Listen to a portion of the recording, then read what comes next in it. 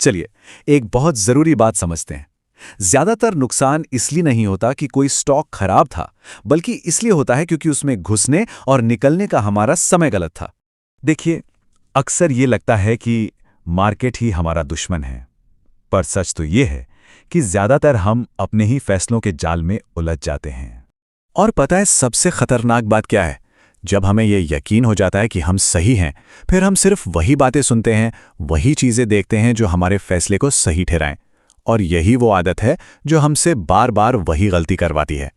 तो चलिए, अब उन 3 बड़ी गलतियों पर नजर डालते हैं जो लगभग हर रिटेल निवेशक करता है, और दुख की बात यह है कि वो इन्हें बार बार दोहराता रहता है। पहली और सबसे आम गलती है लेट एंट्री, मतलब जब स्टॉक अपनी चाल पहले ही चल चुका होता है, तब उसमें पैसा लगाना।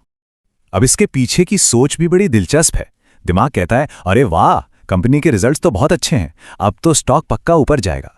सुनने में तो बिल्कुल लॉजिकल लगता है ना? पर खेल यहीं से बिगड़ता है। असल में ये एंट्री का मौका नहीं, बल्कि एक जाल होता है। जब तक कोई अच्छी खबर हम जैसे आम निवेशकों तक पहुंचती है ना, तब तक स्मार्ट मनी यानी जो बड़े खिलाड़ी हैं, वो अपना प्रॉफिट बुक करके निकलने की तैयारी कर रहे होते हैं। अब आते हैं दूसरी गलती पर। यह है फोमो, यानी फियर ऑफ मिसिंग आउट। कहीं मौका हाथ से छूट न जाए, ये डर एक बहुत ही पावरफुल इमोशन है जो हमसे गलतियां करवाता है। फोमो के टाइम पे दिमाग कैसे चलता है? यार, सब लोग इस स्टॉक को खरीद रहे हैं, कुछ तो बात होगी, मुझे भी ले लेना चाहिए। बस यहीं से भेड़चाल शुरू हो जाती है।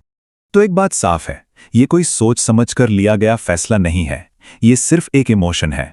आप किसी प्लान को नहीं, बल्कि सिर्फ भीड़ को फॉलो कर रहे हैं। और अब तीसरी गलती, जो अक्सर पहली 2 गलतियों के बाद ही होती है और नुकसान को कई गुना बढ़ा देती है, वो है सिर्फ उम्मीद के सहारे बैठे रहना।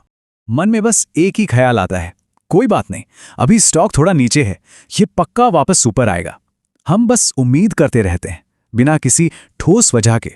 एक बात समझनी होगी, ये कोई इन्वेस्टमेंट स्ट्रैटेजी नहीं है, ये तो सच्चाई को नकारना है, उसे मानने से इनकार करना है।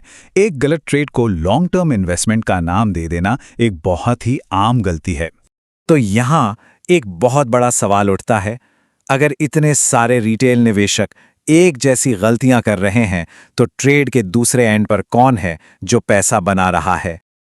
और देखिए, ये स्लाइड पूरी कहानी साफ कर देती है। एक तरफ रिटेल पैटर्न है, खबर देखो, एक्साइटेड हो जाओ, एंट्री लो, और जैसे ही कीमत गिरे घबराकर बेच दो।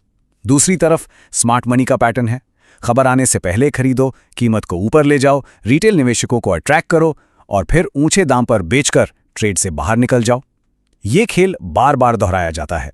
तो दोनों में फर्क क्या है? बस इतना सा, एक सिर्फ रिएक्ट करता है और दूसरा मार्केट को कंट्रोल करता है। ठीक है, तो प्रॉब्लम तो समझ आ गई। अब सवाल यह है कि इस जाल से निकलें कैसे? इसके लिए कुछ नए और सीधे नियम अपनाने होंगे। यहाँ 3 बहुत सिंपल नियम हैं। नंबर 1, कभी भी अच्छी खबर आने पर एंट्री मत लो, वो खबर अक्सर स्मार्ट मनी के लिए एग्जिट सिग्नल होती है। नंबर 2, भागती हुई कीमतों का पीछा मत करो, यानी ब्रेकआउट को चेज मत करो। और नंबर 3, जो सबसे जरूरी है, बिना प्लान के कभी भी ट्रेड मत करो। एंट्री, एग्जिट, स्टॉप लॉस सब पहले से तय होना चाहिए। एक बात हमेशा ध्यान में रखनी चाहिए, मार्केट अनप्रेडिक्टेबल हो सकता है, लेकिन निवेशकों का बिहेवियर बहुत प्रेडिक्टेबल होता है। वो एक ही तरह की गलतियां बार बार करते हैं, और असली नुकसान की जड़ यही है। इसलिए जो सबसे बड़ा बदलाव लाना है, वो है अपनी सोच में, अपनी मानसिकता में। इमोशनल और रिएक्टिव ट्रेडर से बदलकर एक स्ट्रैटेजिक और प्लान ट्रेडर बनना होगा, जो भीड़ के पीछे नहीं, बल्कि एक सिस्टम को फॉलो करता है। और आखिर में जो सबसे जरूरी एहसास है, वो ये है, जब तक हम ये नहीं मानेंगे कि समस्या बाजार नहीं, समस्या मेरे अंदर है, तब तक असली बदलाव कभी शुरू नहीं होगा। तो ये सारी बातें एक सवाल पर आकर रुकती हैं, जिस पर थोड़ा सोचना चाहिए। आज तक निवेश करते हुए अपनी सबसे बड़ी गलती क्या रही है? और अगर वाकई इस विषय को गंभीरता से सीख रहे हैं, तो अगली कड़ी में हम एक पूरा सिस्टम बनाएंगे, जिसमें सही एंट्री, सही एग्जिट और सही टाइमिंग सब कुछ शामिल होगा। तब तक के लिए सोचते रहिए।